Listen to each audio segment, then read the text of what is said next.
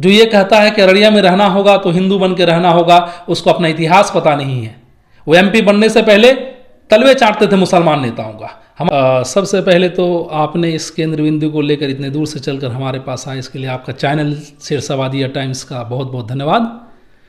रही सवाल किशनगंज का स्वाभिमान यात्रा जो भाजपा केंद्रीय मंत्री गिरिराज सिंह के द्वारा निकाला गया, तो मुझे तो ये लगता है कि ये स्वाभिमान यात्रा नहीं बल्कि शर्मसार यात्रा था।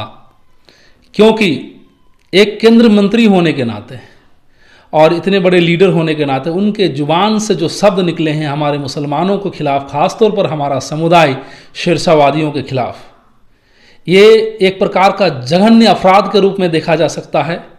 और इससे जो भाजपा की सियासत है, इससे भाजपा की सियासत जो बिहार में चल रही है, इसकी मंशा को स्पष्ट तरीके से इन्होंने खोलकर लोगों के सामने रख दिया कि हम भाई यही हैं, हम तो बस ये हैं कि कहने की, जो दिखाने की दांत और खाने की दांत अलग अलग जैसे हाथी की होती है, तो भाजपाओं का भी यही मंशा है। क्योंकि आपको बताते चले कि इस प्रकार का उल जुलूल भाषण देने से पहले उन्हें सोचना चाहिए था कि यही शेरशाहवादी बिरादरी है, यही मुसलमान कौम है जो उनके एमएलसी कैंडिडेट को बिहार का सबसे ज़्यादा इतिहास के साथ, सबसे ज़्यादा वोट के साथ जिताया जाता है।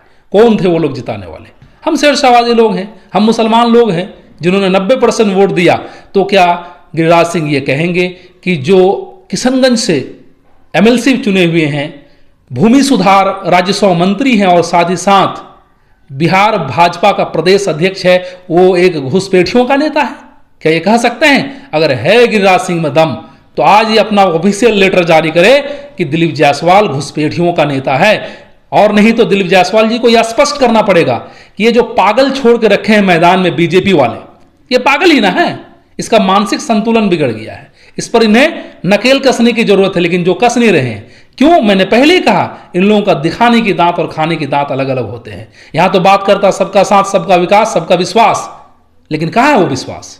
या मुसलमान के नेतृत्व की बात कर रहे हैं। हमारे जायसवाल जी ये बोल रहे हैं कि हम हिंदू मुसलमान सबको साथ के लेकर चलने वाले हैं, हम मुसलमानों का दिल जीतने वाले हैं, दिल जीतने के लिए। ये एक तरफ कहते हैं कि हम शेरशाहवादियों को विधायक का टिकट देते हैं, दूसरी तरफ कहता है शेरशाहवादी घुसपैठी है।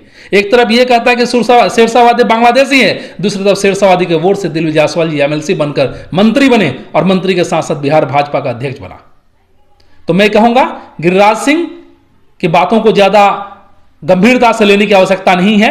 इसलिए लेने की आवश्यकता नहीं है कि जब एक व्यक्ति पागल हो जाए ना, तो उनकी बात की वैल्यू कोई नहीं रहती है। मेरे नज़र में वो पागल है जिनकी मानसिकता खत्म हो गई है और वो अपना टीआरपी बढ़ाए रखने के लिए, अपनी जो वर्चस्व बनाए रखने के लिए उल जुलूल बातें किशनगंज में करते हैं। अगर है भाजपा वालों में ताकत, अगर है उनकी औकात, अगर है दम गिरिराज सिंह में, तो ये साबित करके दिखा कि किशनगंज में बसने वाले मुसलमान, किशनगंज में बसने वाले शेरशाहवादी समुदाय जो है वो बांग्लादेश या घुसपैठिया या रोहिंग्याओं से बिलोंग्स करता है। अन्यथा ऐसी बातों को बोलने से पहले 1000 बार सोचे कि हम क्या बोल रहे हैं। ऐसे पागल लोगों की बातों को ज़्यादा ऊंचा उठाने की जरूरत नहीं है, क्योंकि हम इसे पागल ही मानते हैं। मैं अररिया का सांसद प्रदीप सिंह को ये कहना चाहता हूँ कि अररिया तुम्हारी बाप की जागीर नहीं है, या अररिया की मुसलमान तुम्हारा बाप का बपोती नहीं है जो तुम ये कह दो कि अगर अररिया में रहना है तो हिंदू बन के रहना होगा।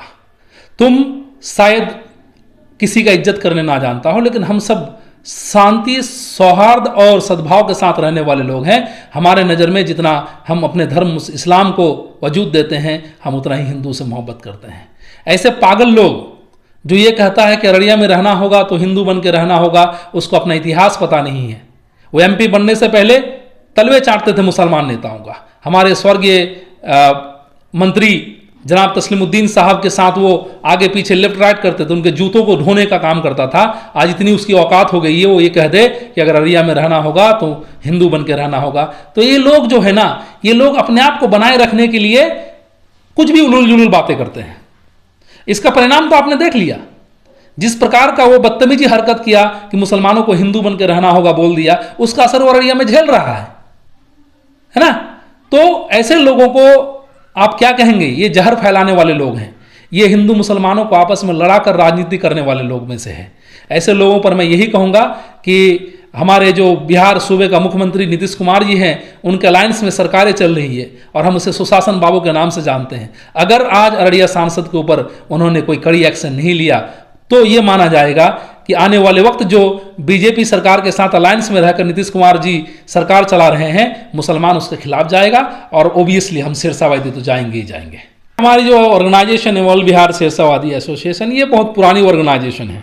इनकी एक ढांचा चली आती है, हर जिला लेवल में अपनी अपनी एक कमेटियां हैं। हमारे किशनगंज में भी है जिसका मैं जिला उपाध्यक्ष हूँ, और हमारे जो ऑल बिहार शेरशाहवादी एसोसिएशन का अध्यक्ष जी हैं जनाब मौलाना मिसबाउद्दीन बुखारी साहब, और सेक्रेटरी अब्दुल रहमान साहब हैं।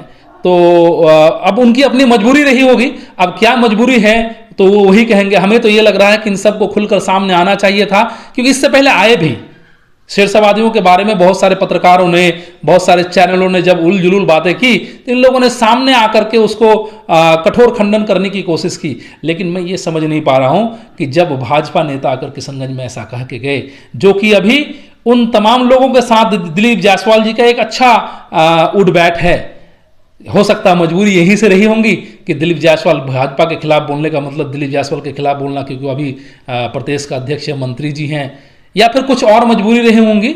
ये वो तो अपना उसका निजी बात है, वो कह सकते हैं। मैं इस पर कुछ ज़्यादा नहीं कहूँगा, लेकिन हाँ मैं इतना जरूर कहूँगा कि इन लोगों को सबको आपस में मिल करके आना चाहिए था। जब हमारी जात की बात हो, जब हमारी बिरादरी की बात हो, तो हम राजनीति लेके क्या करेंगे, पार्टी लेके क्या करेंगे। तो उन्हें जैसा अच्छा लगा वो किया, हमें जो लगा हम जितना कर सकते हैं अपनी औकात के हिसाब से हम कर रहे हैं। आने वाला विधानसभा चुनाव 2025 में होने जा रहा है। मैं इस शेरशाहवादी कम्युनिटी के लिए एक ही मैसेज देना चाहता हूं कि आज तक का इतिहास में चुनाव में हम लोग कभी इत्तेहाद नहीं हुई है। शेरशाहवादी वोट जो है किसी इत्तेहादी के तहत किसी एक व्यक्ति को नहीं गया।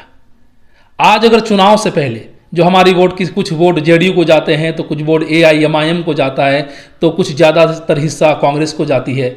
लेकिन मैं यही मैसेज देना चाहूँगा सारे शेरशाहवादी समुदाय जो बिहार और सीमांचल में बसते हैं, इन सभी को मैं ये मैसेज देना चाहूँगा कि आज वक्त है उन तमाम नेताओं से ये जवाब पूछा जाए कि कब तक आखिर हमें ये शेरशाहवादी घुसपैठिया कहा जाएगा। इसका परमानेंट सॉल्यूशन अगर कोई नहीं निकालता है तो मैं तो यही कहूँगा कि बिहार में वोट का बायकॉट होनी चाहिए, चुनाव में वोट का बायकॉट होनी चाहिए, और नहीं तो जो हमारे हित के लिए बात करेगा हम उसी को अपना नेता चुनेंगे। लेकिन हम तो ये कहेंगे कि आज तक जो शेरशाहवादियों को प्रतिनिधित्व करने के लिए किसी पार्टी ने आगे नहीं बढ़ाया, तो मैं तो शेरशाहवादी को यही मैसेज देना चाहूंगा कि आप अपना डिमांड रखें सरकार के साथ कि हमारे अपने कैंडिडेट हो, अपनी बिरादरी का कैंडिडेट हो, और नहीं ऐसा अगर नहीं मुमकिन होता है तो हम ऐसे लोगों को वोट करें जो हमारे हक के लिए अपना जी जान लगा दे, अपना जान देने को कुर्बान करने को तैयार हो जाए। अन्यथा हम वोट करते आए हैं, करते रहेंगे, आए दिन हमें लोग जूता मारते रहेंगे, हमें गालियां देते रहेंगे और हम बर्दाश्त करते रहेंगे। और खास तौर पर जो हमारे बिरादरी के नेतागण हैं, जो राजनीति में अपना रसूख रखते हैं, अपना पहचान रखते हैं, मैं उन लोगों से हाथ जोड़कर विनती करना चाहूंगा कि जब कभी भी बिरादरी की बात आए तो आप पार्टी को दरकिनार करते हुए, अपनी राजनीति को दरकिनार करते हुए अपनी बिरादरी के लिए खड़ा उठिए। नहीं तो वो दिन अब दूर नहीं है जब इस शेरशाहवादी के नौजवान बच्चे समझने लगे हैं, होशियार हो गए हैं, तो आपकी भी राजनीति की दुकान बहुत जल्द बंद कर दी जाएगी अगर आपने अपनी बिरादरी के साथ खड़ा नहीं हुआ तो। मेरा नाम मंसूर आलम है, पूर्व प्रत्याशी जिला परिषद क्षेत्र संख्या 18 किशनगंज से हूँ, और पेशे से मैं एक शिक्षक हूँ, टैक्स प्रैक्टिशनर हूँ। उसके साथ साथ ऑल बिहार शेरशाहवादी एसोसिएशन का एक अदना सा सिपाही जिला उपाध्यक्ष हूँ।